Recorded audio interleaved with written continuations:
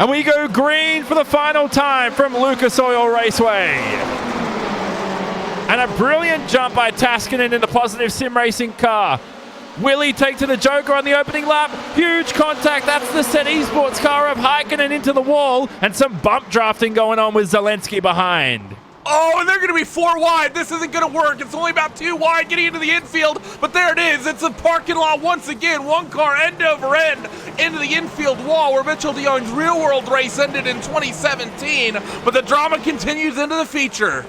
And that was Chepelevsky just thrown off out of the racetrack like he was discarded rubbish, basically. Chepelevsky is out of the event now. He becomes our first DNF for the feature. Heikkinen, though, you see on screen, straight past Logan Clampett for the second position. But here's the V-dub coming back here. Let's see if Clampett in the Volkswagen can do it around the outside, but it's just not possible on our 2018 runner-up.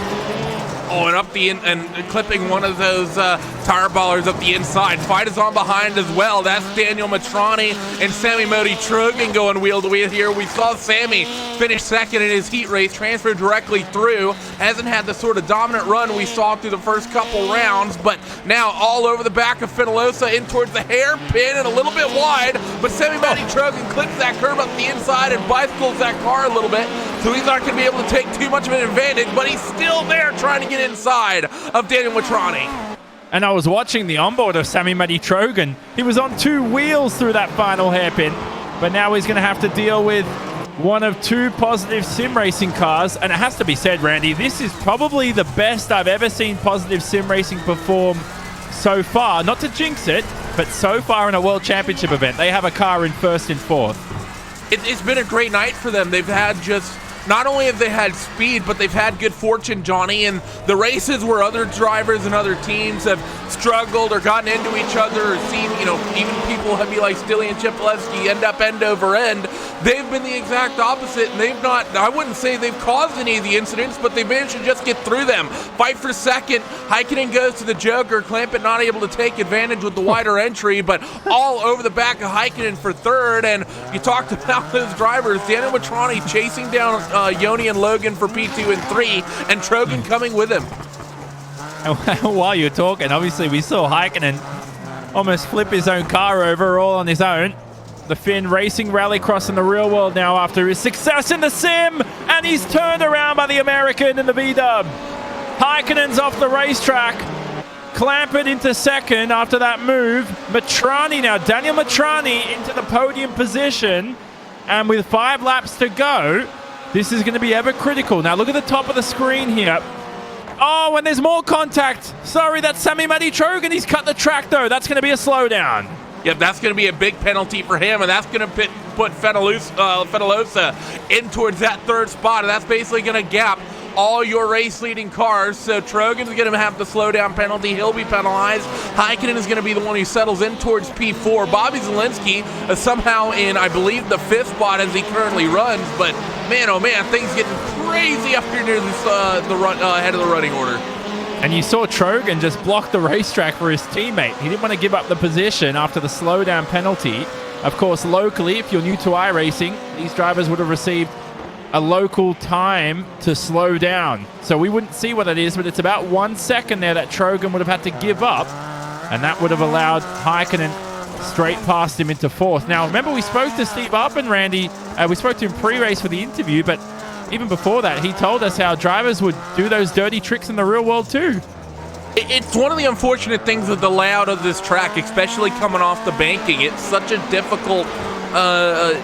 it's going from nearly 4 or 5 wide potentially and ending up nearly 2 wide, and it's just such a tight sector of racetrack that you're going to make contact. Whenever you make one of those mistakes, you're going to do everything you can. It is a really difficult layout race, and the Joker lap, I will say, doesn't really help much either. It's a little bit awkward as Zelensky trying to chase down Tommy Hallman here in the closing stages and get himself a top 5 and represent VRS Coin and Sinsport. But it's a very difficult layout to race, Johnny. It's one that's a lot of fun to drive. It's honestly one of my favorites, but it's a very difficult one to race side by side, as the fight for the podium spot might be on here soon, as Heikkinen seems to be tracking down Fenalosa.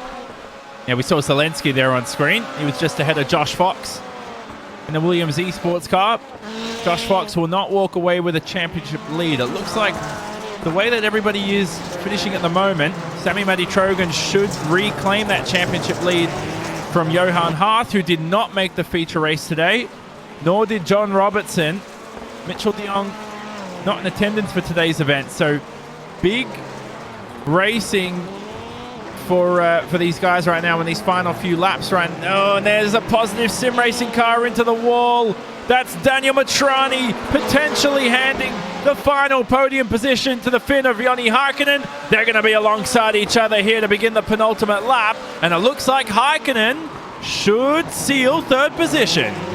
Good move there by Joni Heikkinen, just opportunistic, got up the inside, no contact involved with that one as they're on the penultimate lap here. Now can Sammy Matty Trogan maybe follow his teammate through, as Daniel Matrani has not had the speed there in that car on the pit lane for the second and final time through this long right-hander. You can really see how the car is straightened out. They're not nearly as sideways as they were earlier when the track was fresh, but white flag this time. Otto Taskinen will see it. He's already in towards 1 and 2. Logan Clamp is going to see it now. These drivers are side by side. Is a big shove from Sammy Matty Trogan as they head towards, and Sammy's going to take the Joker on the final lap. Yep, Trogan through to the Joker. Now let's see if he claims fourth position. He does. That demotes Daniel Matrani to fifth, but it doesn't matter for Positive Sim Racing because this 25-year-old Finnish driver of Otto Taskinen. Now I drove for Positive Sim Racing in 2014, and I have to say, I can't contain my excitement. It's great to see the team and Javier Alvarez, team owner.